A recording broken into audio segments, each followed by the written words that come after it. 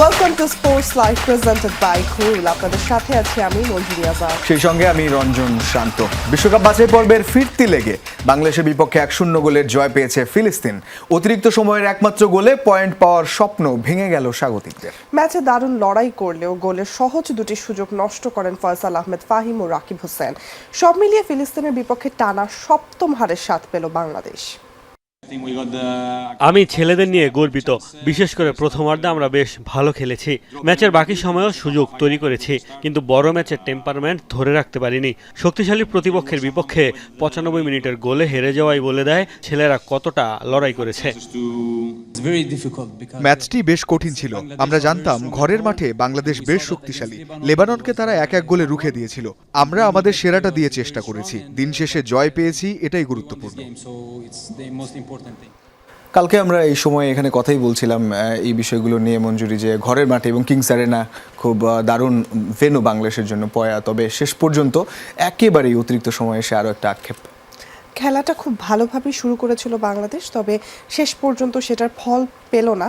But এই সব ব্যাপার নিয়ে মনে হয় আমরা আরও ভালোভাবে জানতে পারবো আমাদের আজকের গেস্টের সাথে যদি কথা বলা যায়। একেবারেই বিশেষ অতিথি হিসেবে যুক্ত হচ্ছেন জাহিদ হাসান এমিলি, সাবেক ফুটবলার, বাংলাদেশ জাতীয় ফুটবল দল। Please welcome to the show Ameli ভাই। Thank you very much. বসবেন। ঠিক আরও একটা আক্ষেপ, এবং শেষ মুহূর্তের আক্ষেপগুলোই যে বাংলাদেশের বিপক্ষেই যায়, ঘুরে ফিরে একটা ড্রয়ের সুযোগ কিংবা একটা জয়ের সুযোগ হাতছাড়া হয়। 10 জনের ফিলিস্তিন, সেই দল নিয়ে বাংলাদেশ মোটামুটি একেবারে ইনজুরি টাইমে যে মোমেন্টামটা কিভাবে হারালো। ধন্যবাদ আপনাকে। আমি আসলে একটু পিছনের ম্যাচটা দিকে রিকল করতে চাই। যদি আপনি যেটা আমরা কুয়েতে খেলেছি ম্যাচ দেখেন, ওখানেও কিন্তু আমরা 43 মিনিটসে গিয়ে কিন্তু প্রথম গোল কনসিড করি। ওখানে যদি আমরা ফার্স্ট হাফটা আটকে দিতে পারতাম, সেকেন্ড হাফে কিন্তু সিনারিটা চেঞ্জ হতে পারতো, যেটা কিন্তু আজকের ম্যাচে হয়েছে। দেখেন, ফার্স্ট হাফে আমরা গোল কনসিড করি নেই, ফিলিস্তিন কিন্তু একদম এন্ড অফ দ্য ম্যাচের শেষের দিকে কিন্তু গোল করে কিন্তু আমরা ম্যাচটা হেরে যাই। তো ম্যাচের আসলে মোমেন্টামগুলি এরকমই আসে। একটা ম্যাচে কিন্তু আপনি যদি দুর্বলও থাকেন, আপনি কিছু সময়ের জন্য কিন্তু মোমেন্টাম পাবেন, বাট সেইটাকে যদি ক্যাশ করতে পারেন, আপনি কিন্তু ম্যাচটা বের করে নিয়ে যেতে পারবেন, যেটা আমার কাছে মনে হয়েছে বেশ ভালোভাবে বাংলাদেশ আজকে করেছিল। বাট যেটা হয়েছে যে আপনি যদি যখন 100 মিনিটের খেলা হবে, তখন আপনাকে 100 মিনিট পর্যন্ত কনসেন্ট্রেট থাকতে হবে। এবং দেখেন, পুরো ম্যাচে কিন্তু বাংলাদেশ বেশ ভালোই পজিটিভ ফুটবল খেলেছে। বাট শেষ মুহূর্তে গিয়ে যখন আমরা গোলটা কনসিড করি, আমার কাছে মনে হয়েছে যে প্লেয়ারদের ভিতরে ল্যাক অফ কনসেন্ট্রেটের কারণে আমরা গোলটা কনসিড করি। সো এই ধরনের ম্যাচে আপনাকে কখনই আপনি ম্যাচ থেকে একটা সেকেন্ডের জন্য বেরোতে পারবেন না। এবং আনফর্চুনেট হলেও আপনার মিতুল মারমার চেঞ্জিংটাও আমার কাছে মনে হয় যে একটা বড় ধাক্কা ছিল। বাট ওভারঅল আমার কাছে মনে হয়েছে যে বাংলাদেশ বেশ ভালোই খেলেছে। বাট এক পয়েন্ট পেলে আমার কাছে মনে হয় যে যেটা হয়েছে যে আমরা যে নেগেটিভ যে কথাগুলি বলবো, সেগুলি হয়তো ম্যাচ শেষ আসতো না। কারণ পজিটিভ নেগেটিভ এই ম্যাচে অনেক কিছু ছিল। আপনি যদি দেখেন, আমরা যদি ফার্স্ট হাফে 5-1 ওইটা যদি গোল করতে পারতাম, ম্যাচের সিনারি কিন্তু চেঞ্জ হতো। আমার কাছে মনে হয় যে ফিলিস্তিন প্রেশারে পড়ে যেত, বা রাকিবের গোলটাও যদি হতো, ফিলিস্তিন প্রেশারে পড়ে যেত। আলটিমেটলি হয় কি, এই ধরনের ম্যাচে আপনি যেটা বলেছি যে পুরো 90 মিনিটস আপনাকে বা 100 মিনিট যতক্ষণই খেলা হবে, আপনাকে পুরোটা সময় কিন্তু মনোযোগী হতে হবে। আমার কাছে মনে হয় যে শেষ সময় আমার কাছে মনে হয় আমাদের ল্যাক অফ কনসেন্ট্রেটের কারণে আমরা গোলটা কনসিড করি এবং ম্যাচ থেকে ছিটকে যাই। আমিরি ভাই, আমাদের তো বেশ কয়েকটা সুযোগ হয়েছিল গোলটা করার, কিন্তু তারপর আপনি যেমনটা বলছিলেন, গোল করার সুযোগ হয়েও আমরা গোল করতে পারিনি। এটার অ্যাকচুয়াল মেইন কারণটা কি? আপনার কাছে কি মনে হয় স্ট্রাইকার প্রবলেম একটা ইস্যু? না, তা তো প্রবলেম আছে। আমরা যদি আপনি এই ম্যাচটা দেখেন, আমরা তো স্ট্রাইকার ছাড়া খেলেছি। ফাইম এবং Rakib, they are not striker, proper striker না তারা কিন্তু। বাট কোচের আসলে স্ট্রাইকার নাই দেখে কিন্তু তাদেরকে আসলে সামনের দিকে খেলিয়ে কিন্তু আসলে হেবিচুয়েট করেছে এবং দে ডুইং ওয়েল। আমি মনে করবো যে তারা যে লাস্ট 4-5টা ম্যাচ খেলেছে, তারা কিন্তু বেশ ভালোই করেছে। এবং স্পেশালি যদি দেখেন, এ ধরনের ম্যাচ হয় কি, আমরা কিন্তু সুযোগ তৈরি করেছি, এটা একটা পজিটিভ সাইন। হয় কি, অপোনেন্ট যখন অনেক স্ট্রং থাকে, সুযোগ তৈরি করা কিন্তু খুব মুশকিল। বাট সেখানে দেখবেন যে আজকেও কিন্তু আমরা বেশ ভালো সুযোগ তৈরি করেছি, এটা আমাদের ভালো সাইন। বাট আমার কাছে মনে হয় যে গোলে কনভার্ট করতে পারলে কিন্তু ম্যাচের সিনারিটা চেঞ্জ হয়ে যেত, যেটার দিকে আমাদের অন ফোকাস থাকতে হবে নেক্সট ম্যাচগুলিতে। এবং এটা আমাদের নট অনলি এই সময়টার জন্য, সব সময়ের জন্য আমাদের আসলে এই পজিশনটাতে একটা থাকে আর কি, প্রবলেম থেকেই আছে। বাট আমার মনে হয় যে এটা ওভারকাম করা উচিত, কারণ এই ধরনের ম্যাচে আপনাকে অপোনেন্ট খুব বেশি সুযোগ দিবে না, যেটা বা সুযোগ আসবে সেটাকে আপনাকে কাজে লাগাতে হবে। বাট আমার কাছে মনে হয় যে বাংলাদেশ দল যেটা হয়েছে যে ফিলিস্তিনের কাছে কুয়েতে 5 গোল খাওয়ার পর, আমার কাছে মনে হয়েছে যে বাংলাদেশ দল সবার মেন্টালিটি কীরকমের থাকে, মানসিকভাবে একটা বিপদগ্রস্ত থাকে কিনা, সব কিছু মানে সেটা কিন্তু ওভারকাম করেছে এবং বেশ ভালো পজিটিভ ফুটবল খেলেছে। তারপর আমি বলবো যে কিছু কিছু মিস্টেক রয়েছে, যেগুলি আমার কাছে মনে হয় যে এগুলি নিয়ে ডিপলি চিন্তা করা উচিত এবং আমাদের ওই জায়গাটা থেকে বেরোয় আসা উচিত। আপনি গোলরক্ষকের পরিবর্তনের কথা তো বলছিলেনই। আসলে মিতুল যখন উঠে গেলেন আহত হয়ে, তখন শ্রাবণ তাকে দায়িত্ব দেওয়া হলো।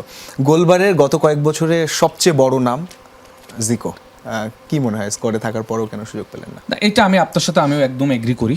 মানে এবং আমি মাঠে খেলা দেখতেছিলাম, যখন আমি দেখলাম যে Shrabon he's very he is good player, এবং যে গোলটা কনসিড করেছে ওখানে শ্রাবণের আমি তেমন কোনো দোষ দেখি না। বাট ওখানে শুড বি, আমার কাছে মনে হয় যে জিকো থাকলে যে গোলটা সেভ হতো তা না, বাট আমার কাছে মনে হয় যে এরকম মোমেন্টাম নাও তৈরি হতে পারতো। তো সুতরাং আমার কাছে, আমি জানি না এটা হয়তো কোচ ভালো বুঝতে পারবে কেন জিকোকে নামায়, হয়তো সে সাসপেনশন ছিল, ইন্টারন্যাশনাল ম্যাচে ছিল না, হয়তো তার একটা ব্রেক ছিল, হয়তো তাকে ওই কারণে নামানো হয়নি। But Ziko is very experience, এবং ইন্টারন্যাশনাল ম্যাচে আমার কাছে মনে হয় যে লাস্ট 5-6 ইয়ার্স মানে হি ডুইং ভেরি গুড। তাকে সে থাকলে হয়তো আমার কাছে মনে হয় যে কিছু একটা হয়তো করতে পারতো, যেটা অনুযায়ী মোমেন্টামটা নাও আসতে পারতো। বাট শ্রাবণ নেমে যে আসলে গোলটা খেয়েছে এটা না, বাট আমার কাছে মনে হয় যে মিতুল যদি পুরো ম্যাচটা কন্টিনিউ করতে পারতো, ম্যাচের সিন এরকম না হতে পারতো। ম্যাচের পরিবর্তনগুলো নিয়ে যদি কথা বলি, স্পেশালি জামাল আর ফাহিমকে তুলে না, এই ব্যাপারগুলো একটু মনে হয় সমর্থকদের মনে লেগেছে, যেটা হয়তো বা একটু না মানে পরিবর্তনটা একটু পরে করলে হয়তো ভালো। তো আপনার কাছে কি মানে ক্যাবরের স্ট্র্যাটেজিটা আসলে কি ছিল সেই মুহূর্তে? না, ওই মুহূর্তে যদি দেখেন জামাল এবং ফাহিম দুজনেই কিন্তু স্ট্রেংথ লুজ করে ফেলেছে। এটা হয়তো সাপোর্টার হয়তো ওই জিনিসগুলি বুঝবে না, কোচ হয়তো কোচের জায়গা থেকে সে চিন্তা করে, এবং আমরাও দেখতেছিলাম, কারণ একটা প্লেয়ার যখন আপনাকে পুরো মাঠে 100% না দিতে পারবে, তখন আসলে সে তার ওয়ার্কটা যদি সে প্রপার না করতে পারে, তখন আসলে তাকে মাঠে রাখা ঠিক না। এবং ফ্রেশ লেগ যারা যাবে তারা কিন্তু তার থেকে বেটার দিবে। এবং সোহেল রানা কিন্তু যখন জামালের জায়গায় গিয়ে কিন্তু আমার কাছে হি ডুইং ওয়েল, সে ভালো করতেছিল। বাট আপনি যদি গোলটা দেখেন, তারা 10 জন নিয়ে কিন্তু গোলটা করেছে। যেটা হয়েছে, আপনি যদি দেখেন বলটা যখন ফ্লিক করে, তখন কিন্তু পিছনে যে ম্যান ফ্রি ছিল, এটা আমি যেটা বললাম যে মনোযোগটা কিন্তু ছিল না, এবং আনমার্ক ছিল। এটা আপনাকে রাখতেই হবে। আপনি এই ধরনের ম্যাচে কোনো সুযোগ নেই, আপনাকে কেউ সুযোগ দিবে না। সুতরাং আমার কাছে মনে হয় যে এই ধরনের এরকম মিস্টেক কিন্তু এর আগের ম্যাচগুলি তো আমাদের এরকম হয়েছে, বেশ হয়েছে। বাট আমার কাছে মনে হয় যে ডিপলি এগুলি নিয়ে কাজ করা উচিত আমাদের। ম্যাচ নিয়ে বাহুফের সভাপতিও কিছু প্রতিক্রিয়া জানিয়েছেন, আমরা একটু সেগুলো দেখে আসতে চাই। এদিকে ম্যাচ হারের কারণ হিসেবে টিম ম্যানেজমেন্টের টেকনিক্যাল ত্রুটিকে দায়ী করলেন কাজী সালাউদ্দিন। এই জন্য তাদেরকে জবাবদিহিতার আওতায় আনা হবে বলেও জানান বাফুফের সভাপতি। I think there was a lot of technical mistake with the team management. ওই ম্যানেজমেন্টের টেকনিক্যাল মিস্টেকে আমার এই দুটা ম্যাচ এই রেজাল্ট হয়েছে। The players played well. বাবু সভাপতি বলছিলেন টেকনিক্যাল, এবং হ্যাঁ মানে কোচদের সালাউদ্দিন ভাই, মানে যারা আসলে ফুটবল মানে একদম মাঠের ফুটবলটা জানে, তারা অবশ্যই কিছু প্রবলেম ছিল, স্পেশালি যদি আমি বলি অ্যাওয়ে ম্যাচটা। এবং ওই ম্যাচ থেকে তো আপনাকে কিছু লার্নিং করে আজকের ম্যাচে সেটা তো অবশ্যই কিছু না কিছু জায়গা আমরা ডেভেলপ করেছি। এবং যেটা বললাম যে আমরা তো একটা পয়েন্ট পেয়েই গিয়েছিলাম, তো ওই কারণে হয়তো সালাউদ্দিন ভাই এই কথাগুলি বলছে যে শেষ মুহূর্তে কেন আমরা আসলে এই গোলটা কনসিড করবো, এবং অপোনেন্ট যখন 10 জন। তো যেটা হয় যে অপোনেন্ট যখন 10 জন হয়, তখন অপোনেন্ট যতই শক্তিশালী হয়, আপনাকে কিন্তু অ্যাটাক করতে হবে, সুবিধাটা আপনাকে নিতে হবে। এবং আমার কাছে মনে হয়েছে যে ওরা 10 জন হওয়ার পর আমরা বেশি একদম ডিপে আমাদের ডিফেন্সে নেমে গিয়েছে, যার কারণে কিন্তু ওরা সুযোগ পেয়েছে, আমরা গোল কনসিড করেছি। বাট ওই সময় যদি আপনি কাউন্টার অ্যাটাক করতেন, মানে ওদের উপর প্রেশার ক্রিয়েট করতেন, এবং আমার কাছে মনে হচ্ছে আমরা যতবারে ওদের প্রেশার দিয়েছি ততবারে ওরা মিস্টেক করেছে, যার কারণে কিন্তু আমাদের সুযোগও তৈরি হয়েছে। সুতরাং সালাউদ্দিন ওই কারণে হয়তো বলেছে, এবং আমি সালাউদ্দিন ভাইয়ের সাথে এগ্রি করি যে আমাদের কিছু মিস্টেক তো অবশ্যই ছিল, আদারওয়াইজ আমাদের ম্যাচটা হাত ছাড়ার কোনো সুযোগ ছিল না। বাফুফের সভাপতির কথায় অনেকে আভাস পাচ্ছেন কোচ পরিবর্তনের একটা বিষয় হতে পারে। যদি কোচ পরিবর্তন হয়, সেটা কি আসলেই বাংলাদেশের জন্য ভালো হবে কিনা, ক্যাবরেরাকে আরো বেশি সময় ধরে রাখা উচিত কিনা? দেখেন, এটা সারা পৃথিবীর নিয়ম, আপনি ভালো করলে থাকবেন, খারাপ করলে স্যাক করে দিবে। এটা নট অনলি বাংলাদেশ, সারা পৃথিবীর নিয়ম এটা। বাট আমার কাছে যেটা মনে হয় যে ক্যাবরেরা হি ডুইং ওয়েল, আমার কাছে সে খারাপ করেনি। কারণ এই কারণে বলবে, দেখেন অস্ট্রেলিয়ার সাথে 7 গোল কনসিড করার পর এখানে সে লেবাননকে আমরা আটকে দিয়েছি, মানে ড্র করেছি, জিততে পারতাম ম্যাচটা। আজকেও কিন্তু দেখেন ম্যাচটা আমরা জিততে পারতাম, এদের ড্র হতো। সুতরাং কিছুতে ইম্প্রুভের জায়গা করেছে সে, এবং যেটা হয়েছে যে প্লেয়ারদের একটা মেন্টাল স্ট্রেংথের জায়গা তৈরি করেছে, যে অ্যাওয়ে ম্যাচে আমরা অনেক গোল কনসিড করলেও হোমে আমরা দুর্দান্তভাবে সেটা কামব্যাক করি। তো এটা তো একটা পজিটিভ দিক। বাট এইটা হয়তো যেটা হয় যে আপনি যে রেজাল্ট দিবে সেই থাকবে, মানে এটা সারা পৃথিবীতেও হয়। এখন সে যেহেতু বিএফএ প্রেসিডেন্ট, সে হয়তো চিন্তা করেছে যে আমার আলটিমেটলি রেজাল্ট দরকার, সেই কারণে সে যদি কোচকে স্যাক করে বা করে, বাট সেটা আমার মনে হয় যে সেই ভালো বলতে পারে। বাট আমার কাছে মনে হয় যে সব কিছু চিন্তাভাবনা করে করা উচিত। লম্বা সময় ধরে খেলেছেন, দেখছেনও খুব কাছ থেকে, কি মনে হচ্ছে যে প্রোগ্রেসটা ঠিক আছে কিনা, ডেভেলপমেন্টটা ঠিক আছে কিনা বাংলাদেশ ফুটবল? ডেভেলপমেন্ট ঠিক আছে, বাট অ্যাজ এ প্লেয়ার হিসাবে আমি যেটা একদম ফিল করি, আমাদের অনেক কোয়ালিটি প্লেয়ার তৈরি করতে হবে। We have not individual brilliance player যারা আসলে ম্যাচের মোমেন্টাম চেঞ্জ করবে। এই ধরনের প্লেয়ার আমাদের খুব শর্টেজ রয়েছে আমাদের বর্তমান জাতীয় দলে। লাইক আপনি একটা চান্স পাবেন, আপনাকে একটাই গোল করতে হবে, এই ধরনের প্লেয়ার আমাদের টিমে খুবই কম। এবং এই ধরনের প্লেয়ার তৈরি করতে হবে আমাদেরকে, কারণ জাতীয় দল আপনি যখন খেলবেন তখন কিন্তু আপনাকে ওইখানে একদম আপনার সর্বস্ব দিতে হবে এবং আপনাকে কিন্তু একটা সুযোগ পাবেন, একটার জন্য কাজে লাগাতে হবে। এই ধরনের প্লেয়ার তৈরি করতে হবে। আমার কাছে মনে হয় যে আমাদের দলটা ভালো, বাট আমাদের ইন্ডিভিজুয়াল ব্রিলিয়ান্ট প্লেয়ার সংকট রয়েছে, যেটা কোয়ালিটি জাতীয় দলের জন্য কোয়ালিটি প্লেয়ার খুব জরুরি। একেবারে হোপফুলি বাংলাদেশ ফুটবলের এই সংকটগুলো খুব দ্রুত কাটিয়ে উঠবে। অসংখ্য ধন্যবাদ এমিল ভাই আজকে আমাদের সঙ্গে যুক্ত হওয়ার জন্য স্পোর্টস লাইভে। এবার ক্রিকেটের খবরে যাচ্ছি। 1 বছর পর টেস্ট দলে ফিরলেন সাবেক অধিনায়ক সাকিব আল হাসান। শ্রীলঙ্কার বিপক্ষে চট্টগ্রামে দ্বিতীয় টেস্টের দলে রাখা হয়েছে তাকে। সাকিবকে জায়গা দিতে বাদ পড়েছেন তাওহিদ হৃদয়। আর টেস্টে না খেলেও ইনজুরিতে পড়া পেসার মুশফিক হাসানও ছিটকে গেছেন। ডাক পেয়েছেন হাসান মাহমুদ। আগামী 30 মার্চ শুরু হবে সিরিজের শেষ টেস্ট। টেস্ট ম্যাচটাতেও না খেলালেই ভালো হতো আমাকে যদি জিজ্ঞেস করেন, কিন্তু তখন আপনারা সবাই বলতেন টেস্টে তার এমন রেকর্ড, এই সেই, ওরা কেন বাদ দিল, হুলস্থুল একটা খামাখা মানুষ করতো। বিসিবি সভাপতির এমন বক্তব্যের পর প্রশ্ন ওঠে দ্বিতীয় টেস্টের দলে লিটনের জায়গা হবে তো। সিলেট টেস্টে প্রথম বলে বেখেয়ালি লিটন দাসের আউটেই আসলে উস্কে দিয়েছিল প্রশ্নটা। টাইগারদের অন্যতম সেরা ব্যাটারের কেন এই হাল? লিটনের মনোযোগ ফেরাতেই তাকে ওয়ানডের মতো টেস্টেও বাইরে রাখার পরিকল্পনা তাই বাসা বাঁধে। তবে এ যাত্রায় টেস্ট দল থেকে বাদ পড়তে হলো না এলকেডিকে। একাদশে জায়গা হবে কিনা সে প্রশ্ন তোলা থাকলেও আপাতত শ্রীলঙ্কার বিপক্ষে দলে আছেন এই ব্যাটার। চট্টগ্রাম টেস্ট দিয়ে সাদা পোশাকে প্রায় 1 বছর পর ফিরেছেন সাকিব আল হাসানও। আয়ারল্যান্ডের বিপক্ষে সবশেষ টেস্ট খেলা সাকিব ছিলেন তখন অধিনায়ক। 3 ফরম্যাটে অধিনায়কত্ব ছাড়ার পর এটাই হবে সাকিবের প্রথম ম্যাচ। মাঝে চোখের সমস্যা বেশ ভুকিয়েছে সাকিবকে। প্রথম টেস্ট চলাকালীনই অবশ্য গুঞ্জন ওঠে তিনি ফিরছেন। সেই সাকিবকে জায়গা করে দিতেই না খেলেই বাদ পড়তে হলো তাওহিদ হৃদয়কে। এছাড়া সিলেট টেস্টের দলে পরিবর্তন এসেছে আরও একটা। পেসার মুশফিক হাসান ছিটকে গেছেন।